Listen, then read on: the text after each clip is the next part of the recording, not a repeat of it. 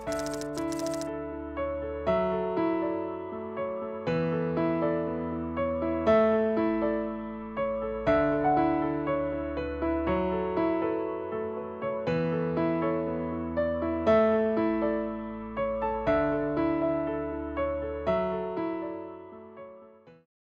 ভাইরা, এখন আমরা যে টপিকটা নিয়ে আলোচনা করবো সেটা হচ্ছে গাণিতিক সমস্যাবলী। এই গতি চ্যাপ্টারে যত ধরনের গাণিতিক সমস্যাবলী আছে প্রায় সবগুলোই আমরা করে দেবো তোমাদেরকে, মানে যেগুলো একটু বেশি ইম্পর্টেন্ট বা যেগুলো আসে এরকম টাইপ গুলো। তবে আমি গ্রাফের যে পার্টটা সেটা এখানে করাবো না, অর্থাৎ গ্রাফের যে প্রবলেমগুলো অর্থাৎ লেখচিত্র সম্পর্কিত যে সমস্যাবলীগুলো আছে সেগুলো আমরা পরবর্তী টপিকে গিয়ে একবারে করবো। সো এখানে হচ্ছে এক্সেপ্ট গ্রাফ আমরা বাকি গাণিতিক সমস্যাগুলি করে ফেলবো। ওকে, ফার্স্টে তোমরা দেখতেছো যে আমি হাতে একটা গাড়ি নিয়ে দাঁড়ায় আছি। ব্যাপারটা হচ্ছে প্রথম যে ব্যাটটা সেটা আমি গাড়ি দিয়ে করবো দেখে জাস্ট গাড়িটা দেখাচ্ছে, আর কিছুই না। চিন্তা করো একটা গাড়িটা মনে করো আদিবেগ, প্রথমে মনে করো গাড়িটা চলতেছে ফার্স্টে ধরো আদিবেগ আছে হচ্ছে 20 মিটার পার সেকেন্ড, গাড়িটা অনেক জোরে জোরে চলতেছে। এবার আমি 4 সেকেন্ড পরে গাড়িটার বেগটা মনে করো 4 মিটার পার সেকেন্ড হয়ে গেল। দ্যাট মিনস শুরুতে বেগটা ছিল 20, 4 সেকেন্ড পরে কমতে কমতে একসময় সেটা বেগ হয়ে গেল 4 মিটার পার সেকেন্ড। কোশ্চেন হচ্ছে এই অবস্থায় মন্দন বা ঋণাত্মক ত্বরণের মান কত? প্রথমে বেগটা ছিল বেশি, তারপর আস্তে আস্তে 4 সেকেন্ড পরে বেগটা কমে গেছে এবং একটা সময় এসে বেগটা হয়ে গেছে 4 মিটার পার সেকেন্ড। তো আমাকে বের করতে হবে মন্দন বা ঋণাত্মক ত্বরণটা কত। তো আমরা কিভাবে ইউজ করবো? আমরা জানি এই সূত্র a সমান v minus u by t. আমরা বেসিক সূত্র থেকে জানি a equal v minus u by t. খেয়াল করে দেখো এখানে শেষ বেগ হচ্ছে 4, আদি বেগ হচ্ছে 20 আর টাইম লাগছে 4। তো আমরা বলতে পারি মাইনাস 16 ডিভাইডেড বাই 4, সো বলা যায় minus 4 metre per second square. অর্থাৎ এই বস্তুটার ক্ষেত্রে মন্দন হবে, অর্থাৎ এই গাড়িটার ক্ষেত্রে মন্দন হবে a equal minus 4 metre per second square. এখন তোমরা বলতে পারো যে ঋণাত্মক ত্বরণ হচ্ছে minus 4 metre per second square, আর মন্দন বললে সাধারণত মাইনাস বলা লাগে না, তুমি লিখতে চাইলে লিখতেও পারো। তো এক কথা বলতে পারো মন্দন হচ্ছে 4 মিটার পার সেকেন্ড স্কয়ার। এটা ছিল আমাদের প্রথম ম্যাথ। আচ্ছা ভাইরা, এবার আমরা দ্বিতীয় ম্যাথের দিকে চলে যাই। দেখো দ্বিতীয় ম্যাথে আমরা আবার সেই গাড়ির ম্যাথই করছি। ম্যাথটা কিরকম? 36 কিলোমিটার পার আওয়ার বেগে চলন্ত একটা গাড়িতে আমি 5 সেকেন্ড যাবত 2 মিটার পার সেকেন্ড স্কয়ার ত্বরণ প্রয়োগ করা হলো। অর্থাৎ একটা গাড়ি চলতেছিল 36 কিলোমিটার পার আওয়ার বেগে, ওই গাড়িটাতে তোমরা কি করছি 5 সেকেন্ড যাবত আমরা 2 মিটার পার সেকেন্ড স্কয়ার ত্বরণ প্রয়োগ করছি। এই অবস্থায় আমার বের করতে হবে যে গাড়িটার 5 সেকেন্ড পরে শেষ বেগটা কত হয়েছে, আবার বের করতে হবে 5 সেকেন্ড পরে তোমার হচ্ছে গাড়িটা কতটুকু পথ অতিক্রম করছে। এটা টি হবে না, এখানে হবে এস, অর্থাৎ 5 সেকেন্ড পরে গাড়িটা কতটুকু পথ অতিক্রম করছে। আচ্ছা চলো আমরা দুইটা ম্যাথ সলভ করে ফেলি। একটাতে আমরা 5 সেকেন্ড পরে শেষ বেগটা বের করব, আরেকটাতে আমরা 5 সেকেন্ড পরে সরণটা বা মোট অতিক্রান্ত দূরত্বটা বের করব। চলো শুরু করি। প্রথম ম্যাথের ক্ষেত্রে আমরা জানি v সমান u প্লাস এটি। এটা বেসিক সূত্র ছিল আমাদের, v equals two u plus এটি। খেয়াল করে দেখো u এখানে আদিবেগ কত দেওয়া আছে 36 কিলোমিটার পার আওয়ার, অর্থাৎ এই মানটা কিলোমিটার পার আওয়ার এককে দেওয়া আছে। এটা এসআই একক বা মিটার পার সেকেন্ড এককে দেওয়া নাই। তো আমার ফার্স্ট টার্গেট হবে কিলোমিটার পার আওয়ার কে আমি কি করব মিটার পার সেকেন্ড বা এসআই এককে নিয়ে আসবো। এই জন্য আমাকে যেটা করতে হবে, তাহলে চলো আমরা ইউটাকে মিটার পার সেকেন্ড নিয়ে আসি। তাহলে ইউ সমান লিখবো 36 কিলোমিটার পার আওয়ার। এটা সমান লেখা যায় 36 divided by 1, 36 kilometre divided by 1 hour. Just কিছুই না, উপর নিচে করে লিখছি। নেক্সট লাইনটা কি আমরা এরকম লিখতে পারি 36 ইনটু 1000 এত metre divided by 3600 second. Cause আমরা জানি 1 ঘন্টা সমান 3600 সেকেন্ড এন্ড 1 কিলোমিটার সমান 1000 মিটার। এবার যদি আমরা কাটাকাটি করি, শূন্য শূন্য কেটে দিলে 36 কাটলে লাস্টে পড়ে থাকে 10, অর্থাৎ 10 মিটার পার সেকেন্ড। দেখো ডাবল জিরো কাটলাম 36 কাটলাম, এখান থেকে আসে 1, সো আমরা বলতে পারি 10 মিটার পার সেকেন্ড। তো আমরা দেখতেছি আমাদের এই কোশ্চেনটার ক্ষেত্রে আদিবেগটা হবে u equal 10 metre per second. এবার আমরা কি করব, সূত্র এখানে বসাই দিই। তাহলে v ইকুয়ালস টু হবে ওই u নিয়ে আসো 10 প্লাস 80। এ দেখো তো কত দিছে, ভাইয়া 2 দিছি, আর টাইম লাগছে আমাদের 5 সেকেন্ড। তো আমরা বলতে পারি 10 plus 2 into 5, that means 10 plus 10 অর্থাৎ 20 মিটার পার সেকেন্ড। অর্থাৎ আমাদের এই কোশ্চেনটাতে শেষ বেগ হবে v equals to 20 metre per second. খুবই সহজ, 5 সেকেন্ড পরের বেগ আমরা খুব ইজিলি বের করে ফেললাম। এবার আমাদের দ্বিতীয় জায়গায় যেতে হবে, দ্বিতীয় পার্টে যেতে হবে। দ্বিতীয় পার্টে ভাইয়া চাইছি 5 সেকেন্ড পরে সরণটা কত হয়েছে। ওকে, চলো আমরা এটা বের করি। তাহলে আমাদের টার্গেট অনুযায়ী এবার আমরা বের করব এস এর মান। আমরা জানি এস সমান ইউটি প্লাস হাফ এটি স্কোয়ার। তুমি ইচ্ছা করলে ভি স্কোয়ার সমান ইউ স্কোয়ার প্লাস 2s ওই সূত্রতেও করতে পারতা। আমি আমার এটাতে করতেছি, তুমি ওটাতে বাসায় করে দেখো যে অ্যান্সারটা মিলে নাকি তোমাদের। এস সমান আমরা কি লিখবো, ইউটি, ইউ কত আসছে আমাদের 10 into 5 plus half into a means 2 into T square, টি হচ্ছে 5 সেকেন্ড, তো 5 তার হোল স্কোয়ার। এটাই হবে আমাদের, সিম্পলি হচ্ছে কোশ্চেনটা বসালাম, মানগুলো বসালাম। চলো করি, আমরা বলতে পারি এস ইকুয়ালস টু হবে 10 ইন্টু 5 মিনস 50 প্লাস 2 কাটা 25, সো এস ইকুয়াল 75 মিটার। অর্থাৎ 5 সেকেন্ড পরে আমাদের এই গাড়িটা সে অতিক্রম করবে 75 মিটার। এটাই হচ্ছে আমাদের বেগও বের হয়ে গেল, আবার আমাদের সরণ বা মোটর অতিক্রান্ত দূরত্ব বের হয়ে গেল। তো আমাদের দ্বিতীয় টাইপের ম্যাথ শেষ। আচ্ছা ভাইরা, এবার আমরা 3 নম্বর ম্যাথে চলে আসি। এখানে আমরা একটা ক্রিকেট বল দিয়ে ম্যাথটা করছি। তো দেখো, একটা ক্রিকেট বলকে যদি আমি এভাবে ছুঁড়ে মারি, সেটা সর্বোচ্চ উচ্চতায় যাবে না। ক্রিকেট বলকে মারলে কি হবে, সেটা একটা সর্বোচ্চ উচ্চতায় যাবে, তাই তো, যে একসময় সেটা আবার নিচে চলে আসবে। এটা বলকে মারলে বলটা যায়, আবার একটা ফিরে আসে। আমার টার্গেটটা হচ্ছে ক্রিকেট বলটাকে মারার পরে এটা সর্বোচ্চ কত উচ্চতায় গেছে সেটা আমি বের করবো। ওকে, দেখো, এই যে আমাদের ক্রিকেট বলটাকে আমরা মারছি 36 কিলোমিটার পার আওয়ার বেগে উপরের দিকে। তাহলে সেটা কি একটা নির্দিষ্ট একটা বেগে সেটা উপরের দিকে যাচ্ছে, যেতে যেতে একটা সময় কি হবে, তার বেগটা কমে যাবে এবং সেটা বেগটা একদম হাইয়েস্ট পজিশনে সর্বোচ্চতায় যে শূন্য হয়ে যাবে একদম উপরে চেয়ে, তারপরে আবার সেটা নিচে পড়তে থাকবে। আমার টার্গেট সেটা কত উপরে গেছে, একদম কত উচ্চতায় গিয়ে সেই জিনিসটা শূন্য হয়ে গেছে, অর্থাৎ সর্বোচ্চ সে কতটুকু উচ্চতা গেছে সেটা আমি বের করব। কিভাবে বের করব, দেখো, কিছুই না, আমাদের এই সূত্র আমরা জানি যে ভি স্কোয়ার সমান ইউ স্কোয়ার মাইনাস 2gh। বলতে পারবো এখানে কেন আমি এই সূত্রটা ইউজ করলাম? এটা একটা নিক্ষিপ্ত বস্তু না? নিক্ষিপ্ত বস্তুর ক্ষেত্রে আমরা জানি একটা বস্তুকে উপরের দিকে নিক্ষেপ করলে সূত্র হচ্ছে ভি স্কোয়ার সমান ইউ স্কোয়ার মাইনাস 2gh আমরা ইউজ করি।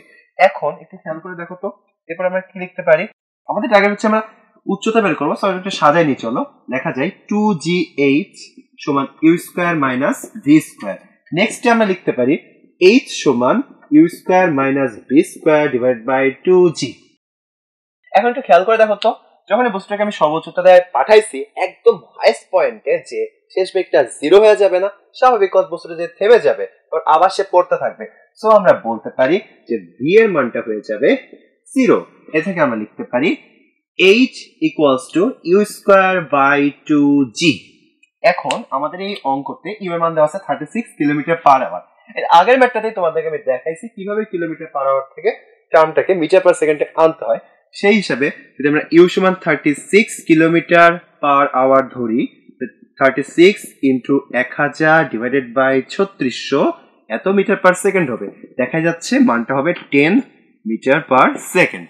বসাই দিই তাহলে আমরা এখানে ইউ স্কোয়ার মান 10 square divided by 2 into 9.8, that means 100 divided by 19.6। Okay, চলো ক্যালকুলেটর ইউজ করে আমরা দেখি মানটা কত হবে। 100 ডিভাইডেড বাই 19.6, মানটা আসছে 5.1। ওকে, সো 5.1 মিটার যাওয়ার পরে যে বলটা আবার নিচের দেশে পড়তে থাকবে, অর্থাৎ সর্বোচ্চতা হচ্ছে 5.1 মিটার। এটা ছিল আমাদের তৃতীয় নাম্বার ম্যাথটা। আচ্ছা ভাইরা, নেক্সট ম্যাথটা একটু দেখি। এই আগের ম্যাথটাতে আমরা নিক্ষিপ্ত বস্তু নিয়ে একটা ম্যাথ করছি, এবার আমরা পড়ন্ত বস্তু নিয়ে একটা ম্যাথ করবো। তাহলে আবার সেই ক্রিকেট বলে চলে আসি। একটা ক্রিকেট বলকে যদি আমরা ফেলে দিই, মনে করো ছাদ থেকে ফেলে দেওয়া হলো, 5 সেকেন্ড পরে সেটা ভূপৃষ্ঠকে আঘাত করে।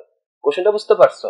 একটা ক্রিকেট বলকে ছেড়ে দিলে সেটা 5 সেকেন্ড পরে ভূপৃষ্ঠকে আঘাত করে। আমার কোশ্চেনটা হচ্ছে সেই 5 সেকেন্ড পরে সেটা ভূপৃষ্ঠকে কত বেগে আঘাত করবে। That's it. খুবই সহজ একটা ম্যাথ, যেহেতু এটা নিক্ষিপ্ত বস্তু সূত্র, সো আমরা ইউজ করতে পারি ভি সমান ইউ প্লাস জিটি। কিন্তু আমার জাস্ট বেগটা চাইছে, সো আমরা ভি সমান ইউ প্লাস জিটি সবচেয়ে ইজিয়ার একটা সূত্র অ্যাপ্লাই করা। নেক্সট আমরা কি লিখতে পারি, ভি ইকুয়ালস টু ইউ। এখানে দেখো তো, ছাদ থেকে যখন ফেলতেছি বলটা কি স্থিরই ছিল না, জাস্ট আমি ছাদে নিয়ে এখান থেকে ফেলে দিচ্ছি। দ্যাটস মিনস আমরা বলতে পারি ইউ এর মান হচ্ছে 0 প্লাস জি, জি এর মান 9.8 জানি, আর টাইম লাগছে 5। সো বলা যায় ভি সমান হবে 49 মিটার পার সেকেন্ড। কি করে হইলো, 5 রং 45 আর 5 আসতে 40, দ্যাট মিনস 0.4। সো বলা যায় 49। ঠিক আছে, 45 থেকে আর তোমার জাস্ট 4 আসে। সো অ্যান্সারটা হবে V equals to 49 metre per second. চলো আমরা নেক্সট ম্যাথে চলে যাই। আচ্ছা ভাইরা, চলো আমরা আরেকটা ম্যাথে চলে যাই। এই যে ম্যাথটা, এটাকে বলা হয় বুলেট তক্তা বা গুলি তক্তার ম্যাথ। এটা অনেকবার অনেক বোর্ডের কোশ্চেনে আসে, তোমাদের টেস্ট পরীক্ষায় আসে বা বিভিন্ন ধরনের ক্লাস টেস্টে তোমরা পেয়ে থাকবা। তো একটু ভালো করে দেখো, কোশ্চেনটা একটু কঠিন লাগে তোমাদের অনেকের কাছে। মনে করো একটা বুলেট, ধরো এটা একটা কাঠের তক্তা, এটা হচ্ছে একটা কাঠের তক্তা। একটা বুলেট একটা কাঠের তক্তায় এসে 300 মিটার পার সেকেন্ড বেগে আঘাত করলো। তারপরে কাঠের তক্তায় আঘাত করার পরে সেটা অবশ্যই কিছুটা দূর প্রবেশ করবে, কিছু দূর ঢুকে যাবে। তো ধরলাম বুলেটটা 300 মিটার পার সেকেন্ড বেগে কাঠের তক্তায় একটা আঘাত করে সেটা 15 সেন্টিমিটার প্রবেশ করলো। করার পরে এই যে বুলেটটার বেগ হয়ে গেল 150 মিটার পার সেকেন্ড। এখন কথা হচ্ছে এরপরে বুলেটটা আর কত দূর যাবে, যে থেমে যাবে, এটাই হচ্ছে আমার কোশ্চেন। তাহলে কোশ্চেনটা ওভারঅল আমি একবার বলে ফেলি, শোনো। যে একটা বুলেট 300 মিটার পার সেকেন্ড বেগে একটা কাঠের তক্তায় এসে আঘাত করলো এবং এর ভিতরে 15 সেন্টিমিটার প্রবেশ করলো। তারপরে বুলেটটার বেগ 150 মিটার পার সেকেন্ড হয়ে গেল। এখন এই অবস্থায় বুলেটটা আর কত দূর কাঠের তক্তার ভিতর যে থেমে যাবে। এই কোশ্চেনটা যদি আমরা সলভ করতে চাই তাহলে আমাদেরকে বুঝতেই পারছি ডি এর মানটা বের করতে হবে, অর্থাৎ 15 সেন্টিমিটারের পরে আর কতটুকু যাবে সেই মানটা বের করতে হবে। এটা আমরা কিভাবে করব একটু চিন্তা করো তো। একটা বুলেট যখন আসতেছিল, এভাবে যখন যাচ্ছিল, অনেক জোরে যাচ্ছিল, যখন সে এই যে মনে করে একটা কাঠের তক্তায় যে আঘাত করলো, তখন কি হবে? মন্দন হবে। খুব স্বাভাবিকভাবে বোঝা যাচ্ছে। প্রথমে তার গতি অনেক বেশি ছিল, ধাক্কা খাওয়ার পরে আস্তে আস্তে তার গতি কমে যাচ্ছে। দেখো 300 থেকে বেগ থেকে 150 হয়ে গেছে। আরো যখন ভিতরে যাবে, কাঠের তক্তার শেষে বাধা পাবে, একটা ঘর্ষণ হবে, এই জন্য তার গতি আরো কমে কমে এক সময় যখন থেমে যাবে, দ্যাট মিনস এই পজিশনটাতে তার বেগটা হয়ে যাবে 0 মিটার পার সেকেন্ড। এটা হচ্ছে আমার মেইন কথা। অর্থাৎ আমরা দেখতে পাচ্ছি যে এই পজিশন শেষে যখন একদম লাস্টে, তখন তার বেগটা হয়ে যাবে 0 মিটার পার সেকেন্ড। এই ম্যাথটা আমরা কিভাবে করব? এই ম্যাথটা করার জন্য কিছুই না, জাস্ট নর্মালি গতির আমরা একটা সূত্র ইউজ করব 2 বার, তাহলে আমাদের ম্যাথটা সলভ হয়ে যাবে। চলো শুরু করি। একটা সলভটা আমরা করার জন্য ফার্স্টে ভি স্কয়ার সমান ইউ স্কয়ার মাইনাস 2as এই সূত্রে চলে যাব।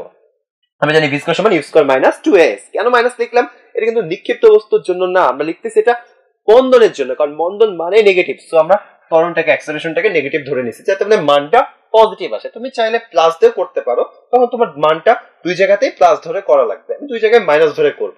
ওকে, ভি স্কয়ার সমান ইউ স্কয়ার মাইনাস 2as। খেয়াল করে দেখো, ভিটা হচ্ছে 150, ইউটা হচ্ছে 300। তাহলে আমরা বসিয়ে দিতে পারি এখানে 150 square equals to 300 square minus 2 into A into S হবে 15/100। কেন? কজ এটা 15 সেন্টিমিটার প্রবেশ করছে। সো আমরা বলতে পারি এটা গেছে আসলে 15/100 মিটার। কজ এটা এস একক আমার মিটারে নিতে হবে। দেন যদি আমরা একটু কাটাকাটি করি, একটু ঘুরাই, তাহলে আরামসে আমরা এর একটা মান পেয়ে যাবা না তোমরা? এর একটা মান আসবে এত মিটার পার সেকেন্ড। তোমরা কি করবে? বাসায় জাস্ট এই মানগুলো বসে একটু কাটাকাটি করে, একটু ক্যালকুলেশন করে এর একটা মান বের করে ফেলবা। এরপরে কি করতে হবে? আমার কিন্তু এর মান বের হয়ে গেছে, অর্থাৎ কতটুকু মন্দন হচ্ছে সেটা কিন্তু বের হয়ে গেছে। এখন আমার টার্গেট কোনো না কোনো ভাবে আমি ডি এর মানটা বের করবো। তো আমি ডি এর মানটা কিভাবে বের করবো? চল আমরা নেক্সট টপিকে চলে যাই, এটা নেক্সট টার্মটাতে চলে যাই। নেক্সট আমাদেরকে কি করতে হবে? এই সূত্রটাকে আরেকবার অ্যাপ্লাই করতে হবে। সো আমরা কি করব? আবার লিখবো এগেইন ভি স্কয়ার সমান ইউ স্কয়ার মাইনাস 2as। আমরা আবার লিখবো ভি স্কয়ার সমান ইউ স্কয়ার মাইনাস 2as। এখন একটু লক্ষ্য করে দেখো, এখন যখন ভি আর ইউ আমরা কাউন্ট করব, খেয়াল করে দেখো ভাইয়া, একটা বস্তু সেটা কিন্তু 300 থেকে কমে 150 হয়ে গেছে। এরপরে এই পজিশন থেকে আবার কিন্তু আমাকে চিন্তা করতে হবে যে বুলেটটা যাত্রা করতেছে। সো মজার ব্যাপারটা হচ্ছে এই 150টা হয়ে যাবে এখন আদিবেগ, এবং বুলেটটা একসময় এসে কিন্তু থেমে গেছে, অর্থাৎ এই শূন্যটা হয়ে যাবে শেষ। কজ এখন আমি 300 থেকে চিন্তা করলে হবে না, এখন আমাকে চিন্তা করতে হবে এই পজিশন থেকে, যেখান থেকে বস্তুটা যাত্রা শুরু করে, অর্থাৎ বুলেটটা যাত্রা শুরু করে এর বেগটা শেষে যে 0 হয়েছে। তো আমরা এখন কি করবো? বসাই দিই। ভি স্কয়ার মান বসাবো 0 স্কয়ার ইকুয়ালস টু আমরা বসাবো ইউ স্কয়ার হচ্ছে 150 স্কয়ার মাইনাস 2। এর মানটা কত হবে ভাইয়া? এই তো মাত্র তোমরা বের করে ফেলবা ক্যালকুলেটর ইউজ করে। এখান থেকে তোমরা এর মানটাকে বসাই দেবা, ইনটু হবে আমাদের এস। তাহলে বলো তো, একটু সাইড চেঞ্জ করলে, একটু কাটাকাটি করলে, কি আমরা একটুখানি হিসাব নিকাশ করলে এস এর একটা মান আমরা পাবো না? এস এর একটা মান হবে এত মিটার হবে। মজার ব্যাপারটা খেয়াল করে দেখো, এসটাই তো আসলে সেই ডি, অর্থাৎ আর কতটুকু যে থেমে যাবে, এসটাই আসলে ডি না। অর্থাৎ এই যে আমাদের এস এর যে মানটা বের হবে, এটাই হচ্ছে আমাদের কোশ্চেনে যে ডি চাইছে সেটার মান, অর্থাৎ বস্তুটার কত দূর যে থেমে যাবে। তোমাদের টার্গেটটা হচ্ছে তোমরা ক্যালকুলেটরে বসে এখানে ত্বরণের মানটা বের করে ফেলবা, তারপর এই মানটা এখানে বসাই দিয়ে জাস্ট আরেকবার একটু ক্যালকুলেশন করে এস এর মানটা বের করবা, ওইটাই হবে তোমাদের অ্যান্সারটা। এভাবে আমরা কোশ্চেনটা সলভ করতে পারবো।